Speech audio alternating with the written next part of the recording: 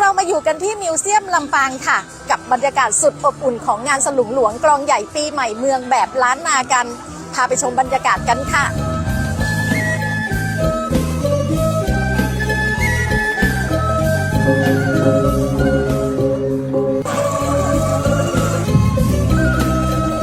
แต่สิ่งหนึ่งที่หลายคนอาจยังไม่รู้ก็คือหม้อสังขารเครื่องสัญลักษณ์สำคัญของการเปลี่ยนผ่านปีเก่าสู่ปีใหม่ที่เต็มไปด้วยความหมายดีๆค่ะ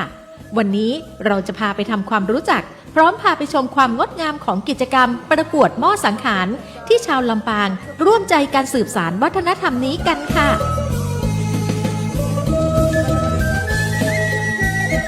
และตอนนี้เราอยู่กันในงานประกวดหม้อสังขารของจังหวัดลำปางค่ะบอกเลยว่าแต่ละชิ้นสวยงามและสร้างสรรค์มากไม่ใช่แค่ความสวยงามนะคะแต่ยังแฝงไปด้วยความเชื่อความศรัทธาและเอกลักษณ์ของแต่ละชุมชนเดี๋ยวเราไปดูกันค่ะว่าปีนี้แต่ละทีมจะจัดหม้อสังขารออกมาได้งดงามขนาดไหน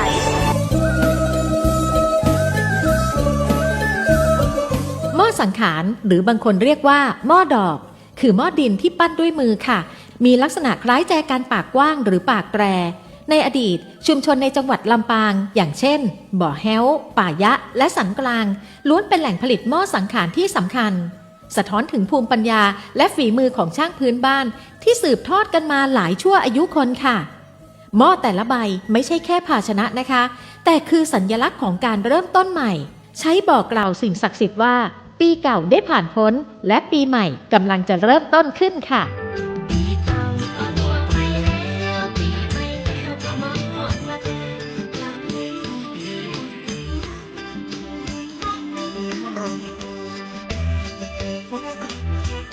ในช่วงวันสังขารล่องหรือวันที่13 เมษายนชาวลำปางก็จะนำหม้อสังขารมาตกแต่งอย่างสวยงามค่ะภายในหม้อประดับไปด้วยพืชและดอกไม้มงคลเช่น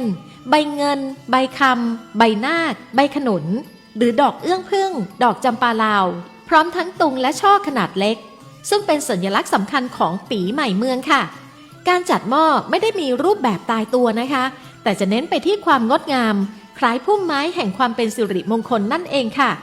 หม้อขนาดใหญ่มักตั้งไว้ที่หน้าบ้านหรืออาคารส่วนหม้อขนาดเล็กนิยมวางบนหิ้งพระหรือหิ้งบูชาเพื่อความเป็นสิริมงคลตลอดทั้งปีค่ะ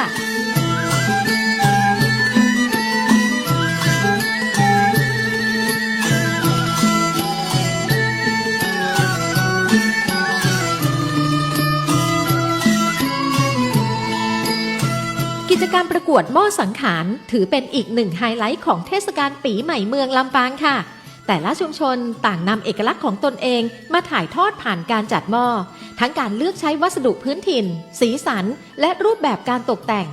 บางชิ้นเรียบง่ายแต่แฝงด้วยความหมายบางชิ้นอลังการด้วยศิลปะร่วมสมัย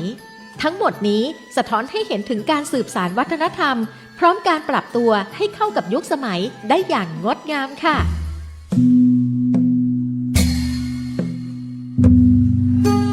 ครับผมสำหรับหม้อสังขารนะครับก็เป็นการสืบสานประเพณีวัฒนธรรมล้านนาของชาวลำปางนะครับผมที่เขาจะมีการ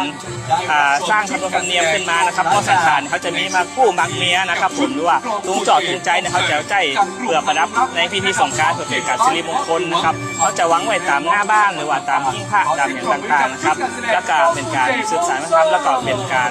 ดีว่าเขาจะสืบทอดวัฒนธรรมล้านนาต่อไปครับผม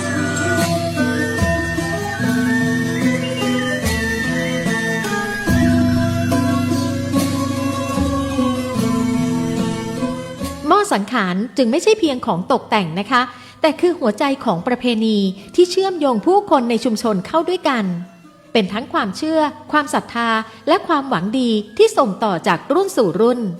ในทุกๆปีหม้อใบเดิมอาจจะถูกเปลี่ยนใหม่แต่ความหมายดีๆจะยังคงอยู่ไม่เปลี่ยนแปลงค่ะ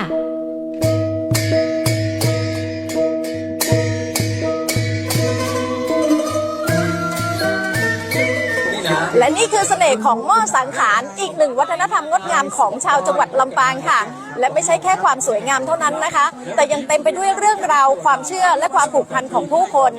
หากใครมีโอกาสมาเที่ยวในช่วงปีใหม่เมืองลำปางอย่าลืมแวะมาสัมผัสบรรยากาศแบบนี้ด้วยตัวเองนะคะ